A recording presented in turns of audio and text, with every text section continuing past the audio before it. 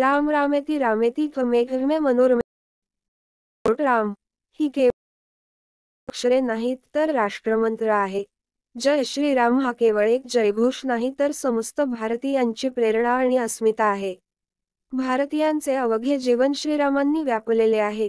अयोध्येत श्रीरामांच्या प्राणप्रतिष्ठापना सोहळा संपन्न होणार आहे.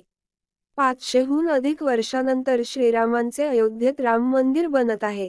केवळ भारतातच नव्हे तर जगभरात या सोहळ्याचा उत्साह, आनंदाचे वातावरण झालं आहे. त्या निमित्ताने राम मंदिराविषयी सविस्तर माहिती आपण या लेखात जाणून घेणार आहोत. वाल्मिकी ऋषींनी रचलेले रामायण एक महाकाव्य, हिंदू धर्मातील एक पवित्र ग्रंथ. रामायण महाकाव्यातील श्रीराम हे नायक. अयोध्या, श्रीरामाच्या पूर्वजांची राजधानी. या नगरीचे रघुवंशी महाराज दशरथ व ज्येष्ठ राणी कौशल्या यांचे पुत्र श्रीराम. श्रीरामांचे वास्तव्य त्रेतायुगात होते असे म्हटले जाते. राजकीय आणि कायदेशीर लढाईनंतर श्रीरामांचे अयोध्येत राम मंदिर बनत आहे. श्रीराम मंदिर रचना. श्रीराम मंदिर बांधकामातील वैशिष्ट्य. श्रीराम मंदिराच्या बांधकामासाठी राजस्थानमधील लाल आणि पांढऱ्या दगडाची निवड करण्यात आली आहे. याचे विशेष कारण म्हणजे हा दगड हजारो वर्ष टिकतो. संपूर्ण राम मंदिर निर्माणासाठी एकूण खर्च 1800 कोटी रुपये होणार आहे व मंदिर परिसराच्या विकासासाठी अजून खर्च होणार आहे. श्रीराम मंदिरातील श्रीराम आणि माता सीता यांची मूर्ती शालिग्राम या पवित्र दगडापासून बनवण्यात आली आहे. कारण शालिग्राम दगडात श्री विष्णू विराजमान असतात, त्यामुळेच हा दगड नेपाळमधून मागवण्यात आला आहे. श्रीराम मंदिर कोणत्या कंपनीने बांधले? टाटा समूह आणि बांधकाम कंपनी L&T द्वारे श्रीराम मंदिराचे बांधकाम करण्यात आले आहे. अयोध्येतील राम मंदिर कसे जायचे? अयोध्येला जाण्यासाठी संपूर्ण जगातून आंतरराष्ट्रीय विमानसेवा उपलब्ध आहेत. तसेच रेल्वे मार्ग सुद्धा उपलब्ध आहेत. महाराष्ट्रातून अयोध्येसाठी थेट रेल्वे सेवा उपलब्ध आहे. श्रीराम मंदिर साठी कित्येक पिढ्या लढल्या, त्यांच्यामुळेच राम मंदिर प्रत्यक्षात आले. राम रामजन्मभूमीवरील मंदिरात पुन्हा विराजमान होताना आपण पाहणार आहोत. राम मंदिर आपल्या हयातीत निर्माण झाले याचा आपल्या सर्वांना अभिमान आहे. या अपूर्व सोहळ्याचे आपण ही साक्षीदार होणार आहोत. राम मंदिर मुक्तीसाठी एकूण 76 लढाया झाल्या. चला तर मग पाहूया या राम मंदिराचा इतिहास. राम मंदिर इतिहास. वाल्मिकींच्या रामायणानुसार श्रीरामांनी जलसमाधी घेतल्याचे म्हटले जाते. बराच काळानंतर उज्जैनचा राजा विक्रमादित्य अयोध्येत आला. त्याने या ठिकाणी खोदकाम सुरू केलं. श्रीरामाचे अस्तित्व असल्याचे दिसून आले व राजा विक्रमादित्याने रामाच मंदिर बांधलं. अनेक वर्ष मंदिरात रामाची पूजा केली जात होती. 14व्या शतकात मुघलांची सत्ता आली. बाबरचा 1526 मध्ये मेवाडचा राणा संग्रामसिंह यांनी लढाईत पराभव केला. पराभवानंतर बाबरची नजर अयोध्येतील राम मंदिरावर पडली. त्याने आपला सेनापती मीर बाकीवर राम जन्मभूमीवरील राम मंदिर उद्ध्वस्त करून तेथे मस्जिद बांधण्याची जबाबदारी सोपवली. अयोध्या रक्षणासाठी अक्षरशः हजारो हिंदूंनी आपले रक्त सांडले. मुसलमानांची सेना व तोफखानाने सज्ज होती. यात एकूण 1,71,000 हिंदू वीरांनी बलिदान दिले. पण अखेर 23 मार्च 1528 ला मीरबाकीने अयोध्येतील राम मंदिर उद्ध्वस्त केले. पुढे मस्जिदला बाबरी मस्जिद असे नाव देण्यात आले. परंतु हिंदू शांत बसले नाहीत.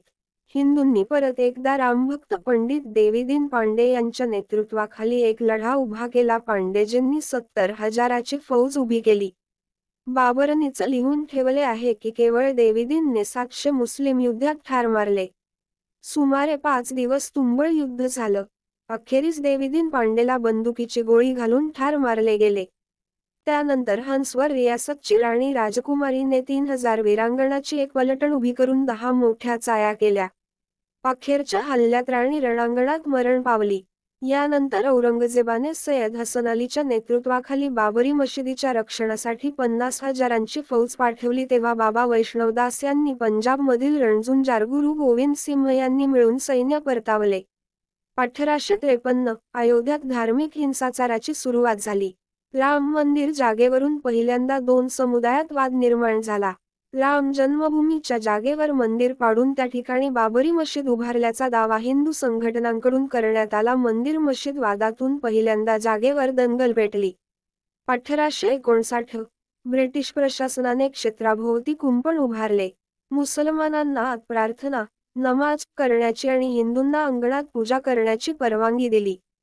1885 चौथरावर मंदिर उभारण्यासाठी परवानगी मिळावी अशी मागणी महंत रघुवीरदास यांनी फैजाबाद न्यायालयासमोर केली, परंतु न्यायालयाने ती नाकारली.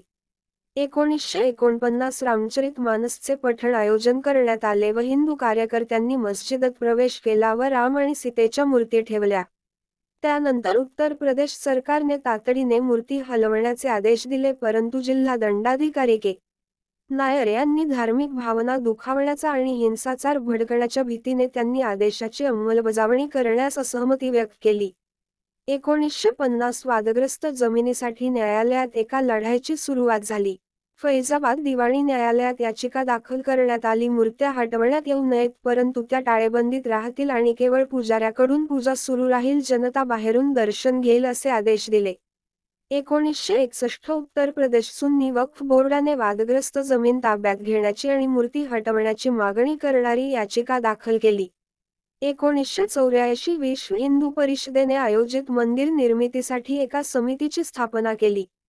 1986 1 फेब्रुवारी 1986 रोजी फैजाबादचे जिल्हा न्यायाधीश उमेशचंद्र पांडे यांच्या याचिकेवर आधारित के. एम. पांडे यांनी हिंदूंना पूजा करण्याची परवानगी दिली आणि त्या वास्तूवरील कुलूप काढून टाकण्याचे आदेश दिले. राजीव गांधी यांचे सरकारही या निर्णयाला अनुकूल होते. कोर्टाच्या या निर्णयाविरुद्ध बाबरी मस्जिद कमिटी तयार करण्याचा निर्णय झाला. 1989 विश्व हिंदू परिषदेचे नेते देखलदत्त अग्रवाल यांनी मंदिराचा दावा करत आणखीन एक खटला दाखल केला व नोव्हेंबर 1990 केंद्र सरकारच्या परवानगीने मस्जिदीपासून थोड्या अंतरावर राम मंदिर भूमिपूजन करण्यात आलं. 1990 हिंदू समाजात राम जन्मभूमीची माहिती पोहोचवण्यासाठी गंगामाता, भारत माता यात्रा, श्रीराम ज्योत यात्रा, श्रीराम शिलापूजन असे अनेक कार्यक्रम देशभरात घेण्यात आले. त्यानंतर प्रत्यक्ष राम जन्मभूमीवर जाऊन कारसेवा करायचं ठरलं. कारसेवक अयोध्यापर्यंत पोहोचू नयेत म्हणून त्यावेळेसचे मुख्यमंत्री मुलायम सिंग यादव यांनी सर्व वाहतुकीचे मार्ग बंद केले होते. 20,000 सशस्त्र जवान तयार करण्यात आले होते. 30 ऑक्टोबर 1990 हा दिवस कारसेवेचा निश्चित झाला. जन्मभूमीचा परिसर कारसेवकांनी अक्षरशः भरून गेला. कित्येक कारसेवक वानरासारखे घुमटावर जाऊन चढले. जय श्रीरामांच्या घोषणांनी आसमंत दणाणून गेला. रामलल्ला हम ये है मंदिरही बनाएंगे च्या ललकाऱ्या उमटत होत्या. 1992 6 डिसेंबर 1992 रोजी एक ऐतिहासिक घटना घडली. विश्व हिंदू परिषद व शिवसेनेच्या हजारो कार्यकर्त्यांनी वादग्रस्त वास्तू पाडली. ही वास्तू पाडल्यानंतर देशभरात जातीय दंगली उसळल्या आणि हजारो लोकांचे प्राण गेले. 2002 कारसेवा करण्यासाठी जाणाऱ्या हिंदुत्ववादी संघटनेच्या कार्यकर्त्यांना लक्ष्य करत गुजरात स्थानकात एका ट्रेनला आग लावण्यात आली. घटनेमुळे गुजरातमध्ये दंगल उसळला आणि 2000हून अधिक लोकांचा मृत्यू झाला. 2003 न्यायालयाने राम जन्मभूमीवर उत्खनन करण्यास सांगितले. त्यात मंदिराच्या अनेक अवशेष सापडल्याचे भारतीय पुरातत्व विभागाने अयोध्येतील उत्खनन अहवालात नमूद केले. 2010 अलाहाबाद उच्च न्यायालयाने वादग्रस्त जमीन सुन्नी वक्फ बोर्ड, राम मंदिर विराजमान आणि निर्मोही आखाडा यांच्यातील समान भागांमध्ये विभागली. 2011 अयोध्या वादावर अलाहाबाद उच्च न्यायालयाच्या निर्णयाला सर्वोच्च न्यायालयाने स्थगिती दिली. 2017 सर्वोच्च न्यायालयाने न्यायालयाबाहेर तोडगा काढण्याचे संबंधित पक्षकारांना निर्देश दिले. त्याशिवाय अनेक भाजप नेत्यांवर गुन्हेगारी कट रचल्याचा आरोप निश्चित करण्यात आले. 2019 सर्वोच्च न्यायालयाने अंतिम निर्णय दिला. त्यात राम जन्मभूमीवर मंदिर बांधण्यास अनुमती दिली. यासाठी भारत सरकारला एक ट्रस्ट तयार करून त्यांच्या ताब्यात रामजन्मभूमीची जमीन सोपवण्यास सांगितले. सर्वोच्च न्यायालयाने 8 आठवड्यांच्या आत कार्यवाही पूर्ण करण्याचे आदेश दिले. 9 नोव्हेंबर रोजी सर्वोच्च न्यायालयाच्या 5 न्यायाधीशांच्या खंडपीठाने रामजन्मभूमीच्या बाजूने निकाल दिला. विवादित 2.77 एकरची संपूर्ण जमीन हिंदू बाजूस दिली आणि अतिरिक्त 5 एकर स्वतंत्रपणे मशिदीसाठी देण्याचे निर्देश दिले. 2020-25 मार्च 2020 रोजी 28 वर्षांनंतर श्रीरामांच्या मूर्ती मंडपातून फायबर मंदिरात हलवण्यात आल्या आणि 5 ऑगस्ट रोजी मंदिराच्या बांधकामाचा भूमिपूजन समारंभ आयोजित करण्यात आला. राम जन्मभूमीवर भव्य मंदिराचे उभारणी करण्यासाठी संपूर्ण देशभर 2021 मध्ये मकर संक्रांतीपासून पुढे 44 दिवस निधी समर्पण अभियान घेण्यात आले. या अभियानात हिंदू समाजातील सर्व स्तरातील लोकांनी सहभाग घेतला. या अभिनव अभियानात 2000 कोटी रुपयांचा निधी जमा झाला. 2023 अयोध्येत रामाचे भव्य मंदिर तयार झाले. 22 जानेवारी 2024 रोजी श्रीरामांचे भव्य मंदिराचे लोकार्पण होईल, ज्यामुळे अनेक दशकांपासून सुरू असलेला वाद संपुष्टात येईल आणि रामाची पूजा विधीपूर्वक केली जाईल. तर ही आहे श्रीराम मंदिराची माहिती. तुम्हाला ही माहिती नक्की आवडली असेल तर शेअर नक्की करा. जय श्रीराम, जय श्रीराम, जय श्रीराम.